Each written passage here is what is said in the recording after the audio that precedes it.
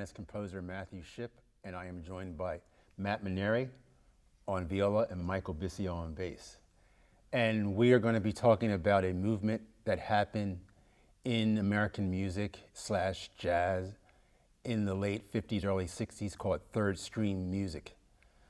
Now, third stream music was a term coined by composer Gunther Schuller around 1957 in a lecture that he was doing, I think, at Brandeis University. And he kind of was talking about, music as synthesis and synthesizing various different aspects, which is something that has always happened in music. I mean, that's never new to any period. But he was talking about synthesizing the two streams of classical music and jazz, and he referred to it as a third stream. It didn't really become officially a movement until like the early 60s, if you want to kind of call it a movement. It was more of a kind of a coming together of a bunch of people that were exploring how to kind of organically take aspects of classical music and jazz and kind of mix them together, not so much as a gimmick or as a new genre, but just to give artists and improvisers more options. Now, first of all, that idea of kind of classical music and jazz being intertwined was nothing new to third stream. I mean, it's always, since the very beginning of jazz, there's always been that aspect of it in the subconscious of the music. You can look at ragtime, in fact, as a attempt to kind of explore that idea. There are people like George Gershwin, with Rhapsody in Blue and Concerto in F. The French composer Darius Milhaud, who was a teacher of Dave Brubeck.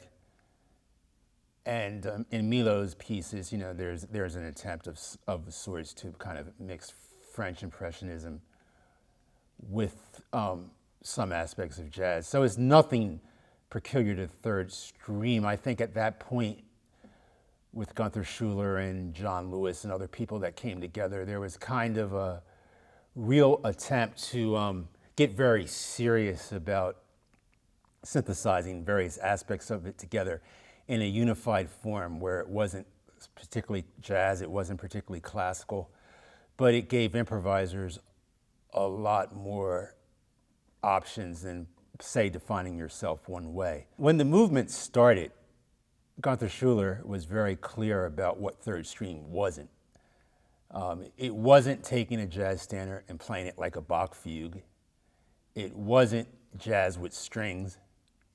It wasn't taking like Beethoven's Fifth and making a jazz version of it. It was none of those very obvious type of things. Not to say there were people doing stuff like that. There was a pianist, Bernard Pfeiffer, who was a Philadelphia-based pianist that could take standards and play them as if it was a Bach fugue. Of course, we know of the many examples of jazz and strings that happened. And again, Gunther Schuller made clear it wasn't like taking bebop changes and inserting a little Schoenberg and or some Ravel in the middle of it for a few bars. I mean, it was not that. It really was a serious attempt to kind of find where the languages met up, how you could take certain aspects of 20th century classical music and internalize them where it was a part of a vocabulary that an improviser could draw on in extended composition / improvisation. Now, it's not lost, it should not be lost that when this was occurring in the late 50s and 60s, the free jazz movement was also coming, to fruition and starting out.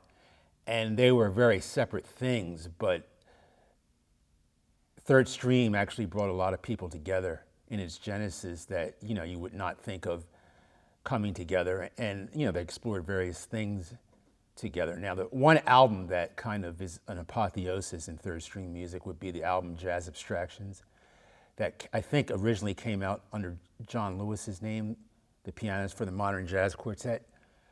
But it was later reissued under Gunther Schuller's name. And on that album, you have various musicians like Ornette Coleman, who was obviously one of the founding fathers of free jazz. You have John Lewis from the Modern Jazz Quartet.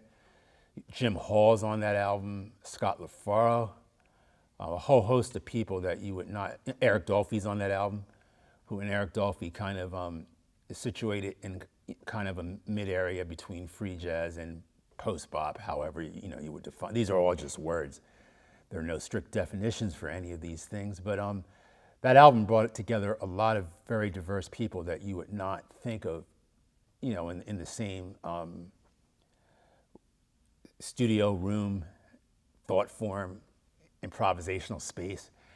And that's probably one of the more successful albums of the early third stream movement. The Modern Jazz Quartet did do some albums where they took Bach pieces and kind of jazzed them up.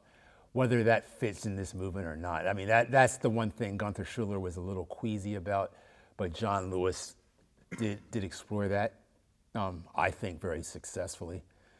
But that was not what the movement was about per se. You can also look at third stream as these musicians, these composers, these improvisers in this period, a lot of them gathered around the Boston area, and Gunther Schuller was in around Boston and Tanglewood.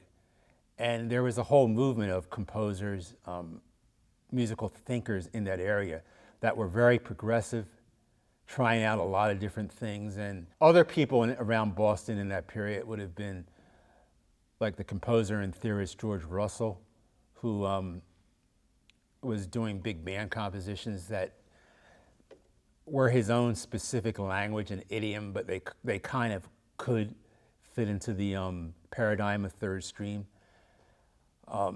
Rand Blake was in that area. Now, the thing about Rand Blake, he was a student of Gunther Schuller.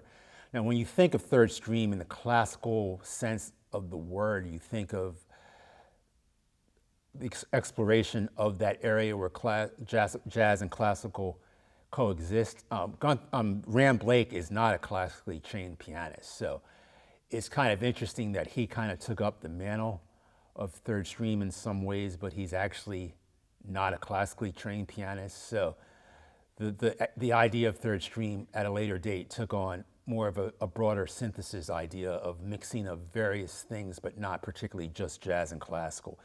It could be jazz and folk music or whatever. And in fact, Gunther Schuller always used Bela Bartok as a example of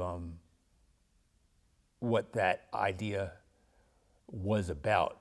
And we all know that Bartok took various aspects of Hungarian folk music and mixed them in with kind of a 20th century jazz language. So he was kind of a forefather to Gunther Schuller as far as the possibilities of taking, if you look at jazz as American folk music and mixing it in with classical music to find a new genre.